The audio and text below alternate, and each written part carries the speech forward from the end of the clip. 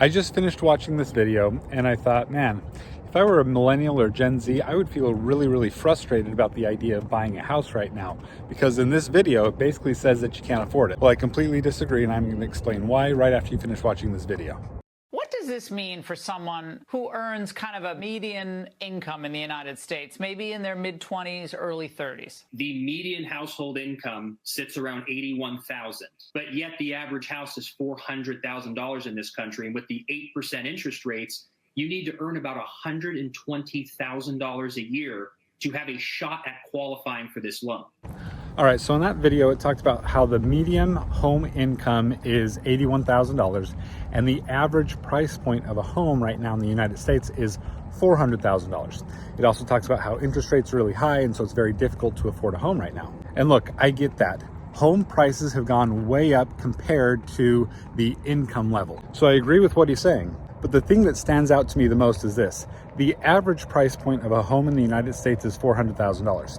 When you're first starting out trying to get your first home, you're not supposed to buy the average priced home. You're supposed to buy a really cheap home. So by telling what the average is, it's really misleading because you don't buy the average priced home at the very beginning. You buy a really inexpensive home. You buy a home that's going to meet your needs for a few years. Maybe it's the home that you're going to get married in, have a kid or two in, and that's fine. You don't have to have your dream home, especially at the beginning. It's great to dream with a future spouse of how you would like your life to be, but don't expect to get there at the very beginning. You see, you buy this house, you live in it for a little while, maybe 2 or 3 years, maybe 4 years, and during that time, you're paying down the mortgage.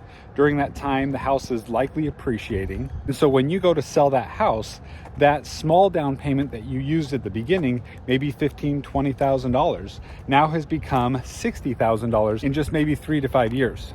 And then you go out and buy your dream house. Nope, wrong, not yet. Don't go out and buy your dream house just yet. In fact, you shouldn't buy your dream house, in my opinion, unless you can pay for your dream house in cash. That's right. Not that you need to buy your dream house in cash, but in my opinion, you shouldn't buy it unless you can buy your dream house in cash. For a millennial or a Gen Z, they're not going to come up with $80,000 to $100,000 for a down payment. We're lucky to get $20,000, $30,000, $40,000. But again, you still need that 120 income to back it up. So I think we're going to have to figure out for millennials and Gen Z and future generations how to redefine the American dream or how to solve this massive issue. We don't need to redefine the American dream. The American dream is still to own your own home. But what we really do need to do is we need to learn as a country how to buy properties the non-traditional way. Meaning that rather than just going to a bank and asking a bank for a loan, there are a lot of other ways to buy properties in the United States. It isn't a lack of money that's keeping people from buying houses. It's a lack of knowledge and it's a lack of connections. Let me explain what I mean. Take a look at this house right here. This is my primary home. I bought it about 4 years ago and I was able to buy it with only $10,000 as a down payment. That's right, I bought it for over $600,000 and I was able to buy it with only $10,000 down. But the reason I was able to do that is because I am a real estate investor who knows how to buy properties under market value. So the problem isn't a lack of money, it's a lack of know-how. So right now I'm going to tell you 2 ways of how to buy a property where you don't have to leave into the property a ton of money. First, work with wholesalers. So what are wholesalers? Well, when it comes to the real estate market, there are really only 2 markets. You have the retail market, which is what you're probably more familiar with. And the retail market consists of houses that are on the MLS or Zillow or Realtor.com or Redfin. Those are the houses that when you start working with the realtor will show you those houses to buy. But there also consists of something else called the wholesale market. And the wholesale market consists of tens of thousands of homes that are being sold under market value. And the reason that they're being sold under market value is because there's either something wrong with the house itself, the house is in distress, or the owner has some sort of thing going on in their life and they're in distress. And so it isn't about taking advantage of people that are in distress. It's about helping people be able to solve the problem that they're currently in. I know people may disagree with that, but if you've ever been in a situation where you have this house and it needs a lot of repairs and there's something going on and you need to move quickly, sometimes selling that house at a discount can help you get out of your problem. And there's a lot of people in the United States that are in that situation. And so there are wholesalers that will send out letters and things like this saying, I'd love to be able to buy your house. I'll make it so that you don't have to pay any commissions, you don't have to do any repairs, blah, blah, blah. And then they send out an offer. And if that offer works for the seller and if it works for the wholesaler, then they get it under contract, and that wholesaler will send it out to a list of investors that they have. The investors will take a look at that property and determine whether or not that property would make a good investment for them or not. And if it does, then boom, the investor buys it, the wholesaler gets a commission, and then the owner is able to get the money that they want and they move on. So it really meets this little niche in the marketplace. So the first thing I would do if I wanted to buy a property right now is I would reach out to as many wholesalers as I could find. And you can find them on Google by typing in wholesaler and then the city that you want to live in. So I would start with that. I would go to real estate investor meetups and things like that. And I put my name and my information out there to people that find these wholesale deals. And I would ask them to send me those deals. And then once I got those deals, I would realize that this is not going to be my forever home. And it's okay if it doesn't look fantastic. What's important is that I can buy it well under market value, that after I fix it up, it's worth much more. And that after I live there for a few years, I'm able to move out. I'm able to take the amount of equity that was created through fixing it up and through buying it low, and I can take that and I can trade it into my next property. Now, you're probably going to have to buy this property in cash because that's what you do when you buy a property from a wholesaler, is you buy it in cash. So this is where the importance of contacts come in.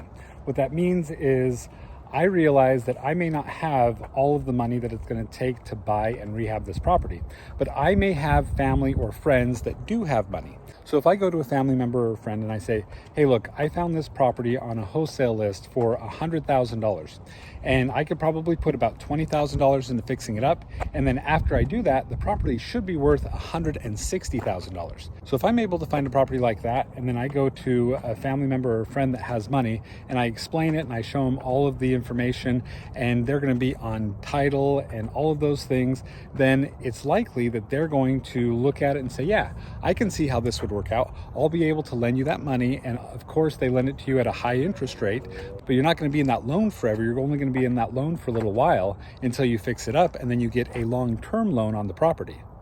So if I'm able to find a deal like that, and it takes me maybe 2 or 3 or 4 months to get it fixed up, by the time I go to get a loan on it, guess what? I don't have to come in with that 20% down because I was able to create equity through going in there and fixing up the property.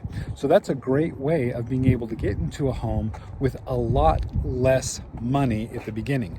Now, I give you an example of a property that you find for $100,000, and the truth is, on the outskirts of a lot of these towns, there are properties that are a lot less than buying properties right in the middle of town.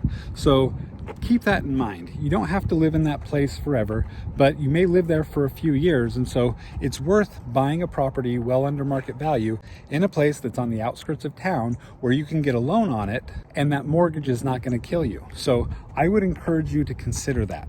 Number 2, this is the next best way to buy it.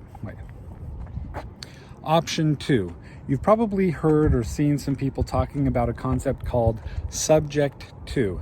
This is a concept that most real estate investors understand, but a lot of people that aren't into real estate investing, they don't really understand this concept. What it basically means is I want to buy something subject to a condition. Most of the time when people are talking about subject to, they're talking about buying a property subject to the existing financing staying in place. That's right, you can actually buy a property and have the original financing stay in place so you don't have to go through the whole process of getting a loan. And there are a lot of properties right now that are in this specific situation, especially properties that were purchased over the last 3 years or so. So if I was able to buy a property a couple years ago and I got an awesome interest rate and I only had to put down between 3 and 10% in order to buy that house, right now, it would be really hard for me to sell that house because prices went up over the last couple of years, but now they kind of plateaued and they've come down just a little bit here in Arizona at least. And so some people really can't sell their house right now because if they were to sell it, they'd actually have to come out of pocket money to sell it because of all of the closing costs. So this is something that's really helpful right now. If I can buy a house right now, but I can keep the existing financing on it, then my mortgage payment is going to be so much lower right now than it would be if I were to get a loan on it right now. So right now is a fantastic time to buy a house subject to the existing financing. So if you can find a house where somebody wants to sell it and they bought it just a few years ago, that is a great candidate to open up a conversation and say, hey, look, I'd love to be able to buy your house, but right now the interest rates are so high, I wouldn't be able to buy the house right now. So what if we were to do this? What if I can pay you out some of your equity so you don't have to come out of pocket in order to leave the home and move where you need to go? What if I was able to pay you out some of your equity and you can move on? The deed transfers to my name and I'm able to continue to make payments on that loan until I pay the property off or until some other time in the future that we've determined in the agreement.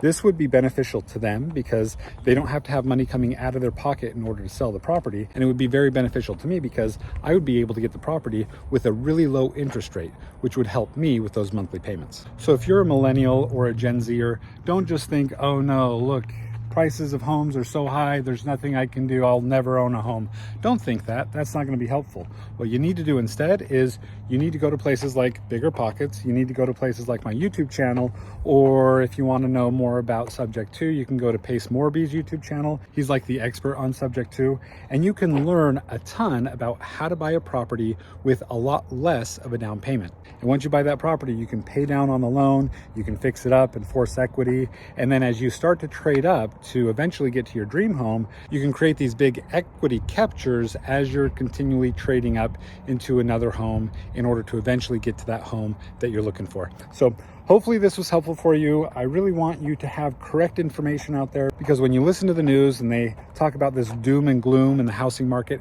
a lot of times it's just not accurate. So I want you to have the proper information so you can make a better decision and you can get into the home that you really want.